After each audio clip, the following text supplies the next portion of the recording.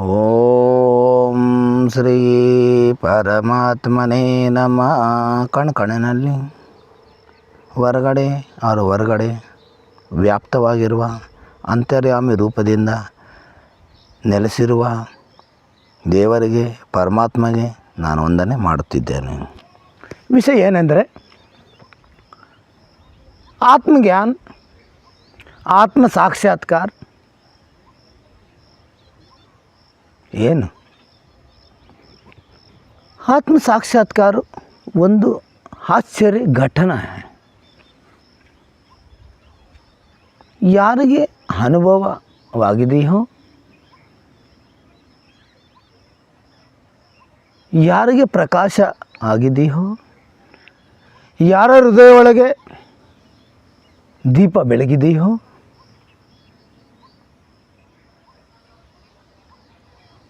ಯಾರ ಹೃದಯ ಒಳಗೆ ಸೂರ್ಯನ ಪ್ರಕಾಶವಾಗಿದೆಯೋ,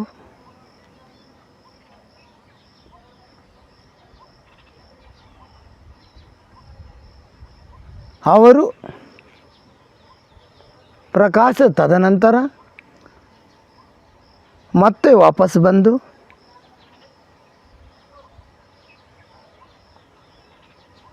ಲೋಕ ಕಲ್ಯಾಣಕ್ಕೆ लिए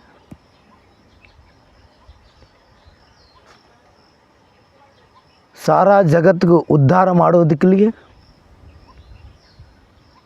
ಎಲ್ಲ ಮನುಷ್ಯ ಜಾತಿಯವರನ್ನು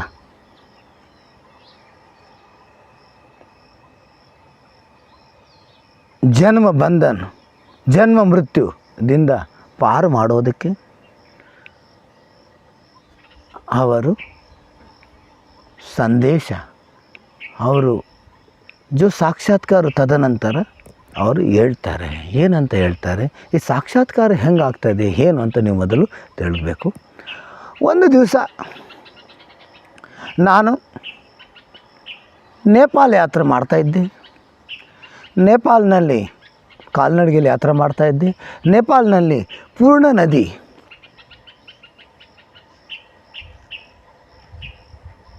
ಶಾರದಾ ನದಿ और ಪೂರ್ಣಗಿರಿ ಶಕ್ತಿಪೀಠ ಅಮ್ಮವ್ರದ್ದು, ಅಲ್ಲಿ ನಾನು ದರ್ಶನ ಮಾಡೋಕ್ಕೆ ಹೋಗ್ತಾಯಿದ್ದೆ.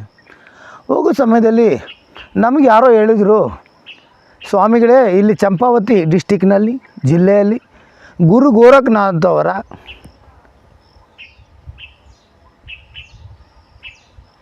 ಅಖಂಡ ಧೂನ ಐತೆ, ಗುರು ಗೋರಖನಾಥ್ ಅವ್ರ ತಪಸ್ಸು ಸ್ಥಳ ಐತೆ, ನೀವು ದರ್ಶನ ಮಾಡೋಕ್ಕೆ ಹೋಗ್ಬೋದು ಅಂತ ಹೇಳಿದ್ರು. ಯಾರು ಹೇಳಿದ ತಕ್ಷಣ ನಾವೇನು ಮಾಡಿದ್ವಿ, ದರ್ಶನ ಮಾಡೋಕ್ಕೆ ಹೋಗೋದು, ಇಷ್ಟು ದೂರ ಬಂದಿದ್ವಿ ಅಲ್ವಾ, ಅವರು ಗುರು ಗೋರಖನಾಥ್ ಅವ್ರ ತಪಸ್ಸು ಸ್ಥಳ ದರ್ಶನ ಮಾಡೋಕ್ಕೆ ಹೋಗೋಣ ಅಂತ ನಾನು ನಿರ್ಧಾರ ಮಾಡಿದೆ. ಇದಕ್ಕೆ ಮೊದಲು ಯಾರು ಏನೆಲ್ಲ ಹೇಳಿದರು ಸ್ವಾಮಿಗಳೇ ನೀವು ರಾಮೇಶ್ವರದಿಂದ, ಅವರು ಗಂಗೋತ್ರದಿಂದ ರಾಮೇಶ್ವರ ಕಾಲ್ನಡಿಗೆಯಲ್ಲಿ ಹೋಗಿ ನಿಮಗೆ ಈಶ್ವರ ಸಿಗ್ತಾನೆ ಅಂತ ಹೇಳಿದರು. ನಾನು ಹೋಗಿ ಬಂದೆ, ಎಲ್ಲೂ ಈಶ್ವರ ಸಿಗಲಿಲ್ಲ. ಅವರು ಯಾರು ಹೇಳಿದರು, ಸ್ವಾಮಿಗಳೇ ನೀವು ನಮ್ಮ ಭಾರತದಲ್ಲಿ 12 ಜ್ಯೋತಿರ್ಲಿಂಗ ದರ್ಶನ ಮಾಡಿ ನಿಮಗೆ ಶಿವನ ಸಿಗ್ತಾನೆ ಅಂತ ಹೇಳಿದರು. ಅದೇ ಥರ ನಾನು 12 ವರ್ಷ ಕಾಲ್ನಡಿಗೆಯಲ್ಲಿ 12 ಜ್ಯೋತಿರ್ಲಿಂಗ ದರ್ಶನ ಮಾಡಿದೆ, ಎಲ್ಲಿ ಪರಮಾತ್ಮ ಸಿಗಲಿಲ್ಲ. ಯಾರೋ ಹೇಳಿದ್ರು, ಸ್ವಾಮಿ ನೀವು ಅಮರನಾಥ್ಗೆ ಹೋಗಿ, ಮಂಜುಗಡ್ಡೆ ಶಿವನಿದ್ದಾನೆ ಅಲ್ಲಿ, ನಿಮ್ಮ ದರ್ಶನ ಹೋಗಿ ಬಂದ. ಅಲ್ಲಿಗೆ ಹೋದೆ, ಅಮರಗಂಗದಲ್ಲಿ ಸ್ನಾನ ಮಾಡಿದೆ, ಎಲ್ಲಿ ಕಾಣಿಸಲಿಲ್ಲ. ಎಷ್ಟೆಲ್ಲ ಗುರುಗಳು, ಇವರು ಬೋಧಕ ಗುರು ಅಂತ ಹೇಳಬೇಕು, ಗುರುಗಳಲ್ಲ ಬೋಧಕ ಗುರು. ಅವ್ರ ಬೋಧಕ ಗುರುನಲ್ಲಿ ತುಂಬ ವ್ಯತ್ಯಾಸ ಐತೆ. ಬೋಧಕ ಗುರು ಅಂದರೆ ನಮ್ಮ ತಂದೆ ತಾಯಿಯವರು, ನಮ್ಮ ವಿದ್ಯಾಭ್ಯಾಸ ಮಾಡುವರು, ನಮಗೆ ರಸ್ತೆಯಲ್ಲಿ ದಾರಿ ತೋರಿಸುವರು, ಇವರೆಲ್ಲ ಬೋಧಕ ಗುರು ಅಂತ ಹೇಳ್ತೀವಿ. ಇವರು ಜಿಜ್ಞಾಸುವೆ, ನಿಮಗೆ ಮಾರ್ಗ ಹೇಳ್ತಾರೆ. ಇಲ್ಲಿ ಈಶ್ವರನ ಹತ್ತಿರ ತಗೊಂಡು ನೀವು ಬರೋದಿಲ್ಲ. ನಾವು ಅಲ್ಲಿಗೆ ಹೋಗ್ಬೇಕಂದ್ರೆ ನಮಗೆ ಯಾರು ಬೇಕು? ಸದ್ಗುರು ಬೇಕು. ಯಾರು ಬೇಕು? ಸದ್ಗುರು. ಅವ್ರ ಸದ್ಗುರು ಯಾರು? ಯಾರ ಹೃದಯದಲ್ಲಿ ದೀಪ ಬೆಳಗಿದೆಯೋ ಅವರೇ ಶಿಷ್ಯನ ಹೃದಯದಲ್ಲಿ ದೀಪ ಬೆಳಗಿಸುವರು. ಯಾರು ಸಮುದ್ರವನ್ನು ಪಾರು ಮಾಡಿ ಹೋಗಿದ್ದಾರೋ ಅವರೇ ಶಿಷ್ಯಂದ್ರಿಗೂ ದೋಣಿಯಲ್ಲಿ ಕುಳಿಸ್ಕೊಂಡು ಸಮುದ್ರ ಪಾರು ಮಾಡಿಸುವರು. ಇವ್ರನ್ನ ನಾವು ಸದ್ಗುರು ಅಂತ ಹೇಳ್ತೀವಿ. ಇವರನ್ನು ನಾವೇನಂತ ಹೇಳ್ತೀವಿ? ಸದ್ಗುರು ಅಂತ ಹೇಳ್ತೀವಿ. ನಾವು ಅಲ್ಲಿ ಹೋಗಿದ್ವಿ. ನಾನು ತುಂಬ ಹುಡುಕಿದೆ. 27 ವರ್ಷ ಸತತ ಪ್ರಯಾಸ ಮಾಡಿದೆ. 27 ವರ್ಷ ಸತತ ಮಾಡಿದೆ. ಉತ್ತರಾಖಂಡದಲ್ಲಿ ಗಂಗೋತ್ರಿ, ಯಮುನೋತ್ರಿ, ಕೇದಾರ್ನಾಥ್, ನಂದಪ್ರಯಾಗ್, ದೇವಪ್ರಯಾಗ್, ವಿಷ್ಣುಪ್ರಯಾಗ್, ಮಧುಮೇಶ್ವರ್, ತುಂಗನಾಥ್, ರುದ್ರನಾಥ್, ಕಲ್ಪೇಶ್ವರ್, ಆದಿಬದ್ರಿ, ಯೋಗಭದ್ರಿ, ಧ್ಯಾನಭದ್ರಿ, ಭವಿಷ್ಯಭದ್ರಿ, ಕಾಶಿ, ಉತ್ತರ ಕಾಶಿ, ಭವಿಷ್ಯ ಕಾಶಿ, ಗುಪ್ತ ಕಾಶಿ, ಕಾಶಿ, ಉತ್ತರ ಕಾಶಿ, ಗುಪ್ತ ಕಾಶಿ. ನಮಗೆ ಗೊತ್ತಾಯಿತು. ನಾನು ಅಂದ್ಕೊಂಡು ಒಂದೇ ಕಾಶಿ ಐತೆ ಅಂತ, ಒಂದೇ ಕೇದಾರ್ನಾಥ ಅಂತ, ಒಂದೇ ಬದ್ರಿನಾಥ ಆಯ್ತಂತ ನಾನು ಅಂದ್ಕೊಂಡೆ. ಒಂದೇ ಕೇದಾರ್ನಾಥ ಅಂತ. ನಾನು ಅಲ್ಲಿ ಪಹಾಡಿಯಲ್ಲಿ ಯಾತ್ರೆ ಮಾಡ್ತಿದ್ದೆ. ನನಗೆ ಆಗ ಗೊತ್ತಾಯಿತು, ಒಂದು ಕೇದಾರ್ನಾಥ ಅಲ್ಲ, 5 ಕೇದಾರ್ನಾಥ ಐತೆ. 5 ಕೇದಾರ್ನಾಥಕ್ಕೆ ದರ್ಶನ ಮಾಡಿದ ಮೇಲೆ ಒಂದು ಕೇದಾರ್ನಾಥಕ್ಕೆ ದರ್ಶನಕ್ಕೆ ಪೂರ್ಣ ಮಹಿಮೆ ಸಿಗ್ತದೆ ಅಂತ ಹೇಳಿದ್ರು. ಒಂದು ಬದ್ರಿನಾರಾಯಣ ಅಲ್ಲ, ಧ್ಯಾನಭದ್ರಿ, ಯೋಗಭದ್ರಿ, ಭವಿಷ್ಯಭದ್ರಿ, ಆದಿಬದ್ರಿ, 5 ಬದ್ರಿನಾರಾಯಣ ಇದೆ. ಇದನ್ನು ದರ್ಶನ ಮಾಡಬೇಕಂತ ಕಾಲ್ನಡಿಗೆಯಲ್ಲಿ 6 ತಿಂಗಳು ಯಾತ್ರೆ ಮಾಡಿದೆ ಉತ್ತರಾಖಂಡದಲ್ಲಿ. ತದನಂತರ ಉತ್ತರಾಖಂಡದಲ್ಲಿ ಯಾತ್ರೆ ಐತಲ್ವ, ಇದು 6 ತಿಂಗಳದ ಯಾತ್ರೆ. 6 ತಿಂಗಳ ತದನಂತರ ಮಂಜುಗಡ್ಡೆ ಬೀಳ್ತದೆ, ಅವರು ಯಾತ್ರೆ ಬಂದಾಗೋಗ್ಬಿಡ್ತದೆ. ನಾವು ಯಾತ್ರೆ ಮಾಡ್ತಾಯಿದ್ವಿ. ಯಾರು ಹೆಂಗೆಲ್ಲ ಹೇಳಿದ್ರು ನಾವೆಲ್ಲ ಮಾಡಿದ್ರೆ ಎಲ್ಲಿ ದೇವರು ಸಿಗಲಿಲ್ಲ. ಸಿಗಿದ ಮೇಲೆ ನಾನು ಅಂದ್ಕೊಂಡೆ, ನಾನೇ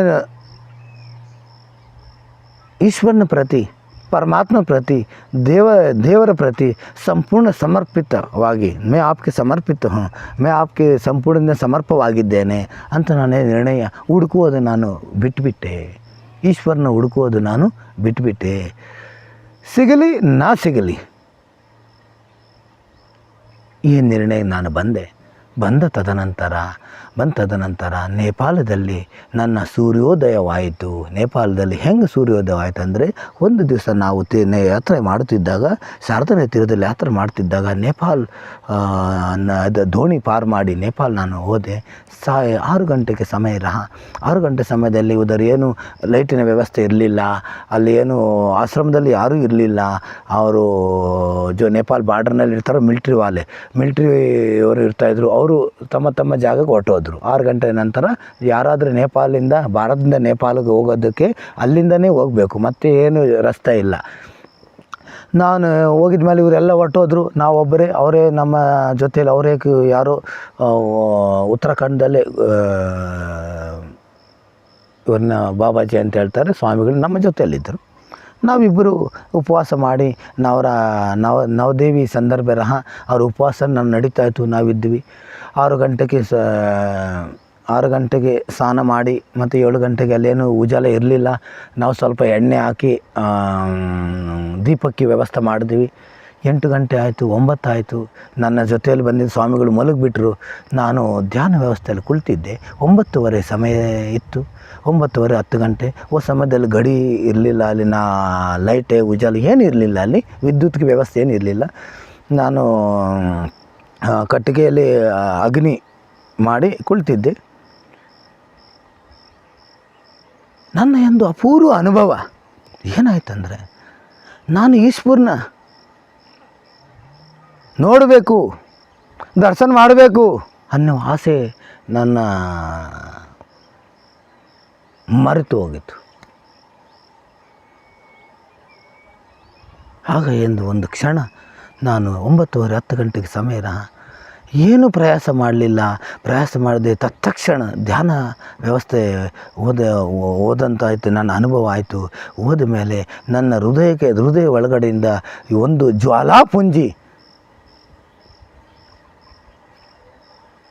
ಒಂದು ಜ್ವಾಲಾಪುಂಜಿ ಹೆಂಗೆ ತಾನೆ ಒಂದು ಸೂರ್ಯನಾರಾಯಣ ಸೂರ್ಯ ಧರತಿಯಲ್ಲಿ ಹೆಂಗೆ ಪ್ರಕಾಶ ಮಾಡ್ತಾ ಇದ್ದಾನೆ, ನನ್ನ ಹೃದಯ ಒಳಗಡೆಯಿಂದ ಒಂದು ಸೂರ್ಯನಾರಾಯಣ ಪ್ರಕಾಶ್ ಆಗೋಯ್ತು. 10 ಗಂಟೆಗೆ ವಕ್ತರ ನಾನು ನೋಡಿದೆ, ಇದೇನಿದು ಪ್ರಕಾಶ ಆಗ್ತಾಯಿದೆ ನನ್ನ ಒಳಗಡೆ. ನಾನು ಕಣ್ಣು ಬಿಡ್ತಾ ಇದ್ದೀನಿ, ಹೊರಗಡೆಯೂ ಪ್ರಕಾಶ ಐತೆ. ಕಣ್ಣು ಮುಚ್ಕೊಂಡಿದ್ದೀನಿ, ಹೊರಗಡೆಯೂ ಪ್ರಕಾಶ ಐತೆ. ಒಳಗಡೆ ಹೊರಗಡೆ ಏನೂ ಅಂತರ ಇಲ್ಲ. ಒಂದು ಸೂರ್ಯ ನನ್ನ ಹೃದಯ ಒಳಗಡೆಯಿಂದ ಪ್ರಕಾಶ ಆಗ್ತಾಯಿದೆ. ಸ್ವಲ್ಪ ನಂತರ ಇನ್ನೊಂದು ಸೂರ್ಯ, ಸ್ವಲ್ಪ ನಂತರ ಇನ್ನೊಂದು ಸೂರ್ಯ, ಒಂದು ಸೂರ್ಯನ ತದನಂತರ 1 2 3 4 5 6 7 8 9 10 ಏನು ನಾನು ಎಣಿಸೋದಕ್ಕೆ ಆಗೋದಿಲ್ಲ. ಇಷ್ಟು ಸೂರ್ಯ ನನ್ನ ಹೃದಯ ಒಳಗಿಂದ ಸ್ಫೂರ್ತಿ ಆಗ್ತಾಯಿದೆ. ನಾನು ನೋಡ್ತಾ ಇದ್ದೀನಿ ಒಳಗಡೆ ಹೊರಗಡೆ ನೋಡ್ತಾ ಇದ್ದೀನಿ. ಶ್ರೀಕೃಷ್ಣ ದೇವರು ಗೀತಾದಲ್ಲಿ ಹೇಳಿದ್ದಾರೆ, ಅವರು 100 ಸೂರ್ಯ ಉತ್ಪನ್ನ, 100 ಸೂರ್ಯ ಉದಯ ಹೋಗುವಾಗ ಎಷ್ಟು ಉಜಾಲ ಆಗ್ತೈತೆ. ಯಾರಿಗಾದರೂ ಆತ್ಮ ಸಾಕ್ಷಾತ್ಕಾರ ಆಗ್ತೈತೆ, ಅವ್ರ ಆತ್ಮಜ್ಞಾನಿ, ಆತ್ಮದ ಒಳಗಡೆಯಿಂದ ಪ್ರಕಾಶ ಆಗ್ತದೆ. ಈ ಅನುಭವ ಆಗ್ತಾಯಿದ್ದ ನನಗೆ. ಆಗ ಅನುಭವ ಆಯಿತು ನನಗೆ. ಎಷ್ಟು 1 ನಿಮಿಷ ಅಲ್ಲ, 2 ನಿಮಿಷ ಅಲ್ಲ, 10 ಗಂಟೆಯಿಂದ ಸತತ 4 ಗಂಟೆ ತನಕ ಈ ಪ್ರಕ್ರಿಯೆ ನಡೀತಾ ಇರುತ್ತೆ. ನನ್ನ ಶರೀರ ಏನೂ ಕಾಣಿಸ್ತಾ ಇಲ್ಲ. ನಾನು ಹೊರಗಡೆ ನೋಡ್ತಾ ಇದ್ದೀನಿ, ಪ್ರಕಾಶ ಕಾಣಿಸ್ತಾ ಐತೆ. ಇದರಲ್ಲಿ ನನ್ನ ಶರೀರ, ನನ್ನ ಅಂಗ ಏನು ಮೇಲೆ ನಾನು ಕಾಣಿಸ್ತಾ ಇಲ್ಲ, ಎಲ್ಲ ಪ್ರಕಾಶ ಕಾಣಿಸ್ತಾ ಐತೆ. ನಾನು ನೋಡಿದೆ ಇನ್ನೇನು ಅಪೂರ್ವ ಅನುಭವ ನಾನು ನೋಡಿದೆ. ಮತ್ತೆ ನಾನು ತಿಳ್ಕೊಂಡೆ, ನಾನು ಹುಡುಕುತ್ತಿದ್ದೆ ಬೇರೆ ಕಡೆ, ನಾನು ಹುಡುಕುತ್ತಿದ್ದೆ ಹೊರಗಡೆ. ಜೋ ಪ್ರಕಾಶ, ಜೋ ಸೂರ್ಯ, ಜೋ ದೇವರು ನನ್ನ ಒಳಗಡೆ ಬಿರಾಜಮಾನಿದ್ದಾನೆ.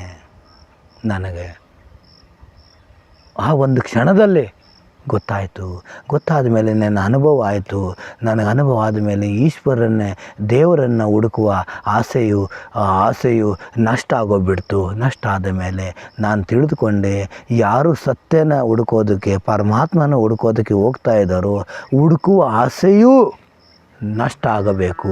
ತದನಂತರ ಇದು ಒಂದು ಆಶ್ಚರ್ಯ ಘಟನೆ, ಇದು ಒಂದು ಆಶ್ಚರ್ಯ ಅನುಭವ. ಯಾರು ಈಶ್ವರ ಅಂದರೆ ಯಾರು ವ್ಯಕ್ತಿ ಅಲ್ಲ. ನಿನ್ನ ಸ್ವಯಂ ಮನಸ್ಸಿನ ಒಳಗಡೆ, ನಿನ್ನ ಒಳಗಡೆ ಒಂದು ದೀಪ ಬೆಳಗುವ ಒಂದು ಒಂದು ಘಟನೆ ನಾನು ನೋಡಿದೆ. ಇದನ್ನೇ ನಾನು ಆತ್ಮ ಸಾಕ್ಷಾತ್ಕಾರ, ಆತ್ಮಜ್ಞಾನ ಅಂತ ತಿಳಿದ ಮತ್ತರ ಎಲ್ಲರಿಗೂ ನಾನು ಹೇಳೋಕೆ ಪ್ರಯಾಸ ಮಾಡ್ತಾಯಿದ್ದೀನಿ. ಯಾರು ಈ ಮಾರ್ಗದಲ್ಲಿ ಹೋಗುವ ಅಪೇಕ್ಷೆ ಇದ್ದಾರೋ ಅವರು ನಿರಂತರವಾಗಿ ಪ್ರಯಾಸ ಮಾಡಿ. ನೀವು ಯಾವುದರಲ್ಲೂ ಮಾಡಿ, ನೀವು ವಿವಾಹಿತರೋ ಅವಿವಾಹಿತರೋ, ಸ್ತ್ರೀ ಹೋ ಪುರುಷ ಹೋ, ಲಿಂಗಭೇದವೇ ಇಲ್ಲ. ಹೆಣ್ಮಕ್ಕಳು, ಹುಡುಗರು ಹೋ, ಹಿಂದೂ ಹೋ, ಮುಸಲ್ಮಾನ ಹೋ, ಏನು ಜಾತಿ ಭೇದವೂ ಇಲ್ಲ. ನಾನು ಬ್ರಾಹ್ಮಣ ಕ್ಷತ್ರಿಯ ಜಾತಿ ಭೇದವೂ ಇಲ್ಲ. ಧರ್ಮದಲ್ಲಿ ಏನಿಲ್ಲ. ನೀವು ನಾನು ಸ್ವಯಂನ ಒಳಗಡೆ ಹೋಗೋದಕ್ಕೆ ಅಲ್ಲಿ ಯಾರೂ ಇರೋದಿಲ್ಲ. ನೀವು ದರ್ಶನ ಆದ ತದನಂತರ ನೀವು ಅಲ್ಲಿ ಹೊರಟೋದ್ಮೇಲೆ ನನ್ನ ಅಹಂಕಾರ ಇರ್ತದೆ. ನನ್ನ ಅಹಂಕಾರ ನಷ್ಟ ಆಗೋಗ್ಬಿಡ್ತದೆ. ನಷ್ಟ ಆದ ಮೇಲೆ ಕೇವಲ ಅಲ್ಲಿ ಶೇಷ ಉಳಿತಾನೆ, ಈಶ್ವರನೇ ಉಳಿತಾನೆ, ಬ್ರಹ್ಮನೇ ಅಲ್ಲಿ ಉಳಿತಾನೆ. ಇದರಿಂದ ನಾವು ಹೇಳ್ತೀವಿ, ಅವರಿಗೆ ಒಳಗಡೆ ಅವ್ರ ಹೊರಗಡೆ ಒಂದೇ ದೃಷ್ಟಿ ಆಗಿಬಿಡ್ತದೆ. ಅವ್ರು ಎಲ್ಲಿಂದ ನೋಡಿದ್ರು ಅವರು ಬ್ರಹ್ಮ ಮನೆ ಈಶ್ವರನೇ ಕಾಣಿಸ್ತಾನೆ. ಅವರು ತದನಂತರ ಇವರಿಗೆ ದೃಷ್ಟಿ ಎಲ್ಲಿಗಾದರೂ ದೃಷ್ಟಿ ಹೊರಗಡೆ ಇವರಿಗೆ ಬ್ರಹ್ಮನ ದೃಷ್ಟಿ ಆಗೋಗ್ಬಿಡ್ತದೆ. ಇವತ್ತಿನಿಗೆ ಇಷ್ಟೇ. ಓಂ ಶ್ರೀ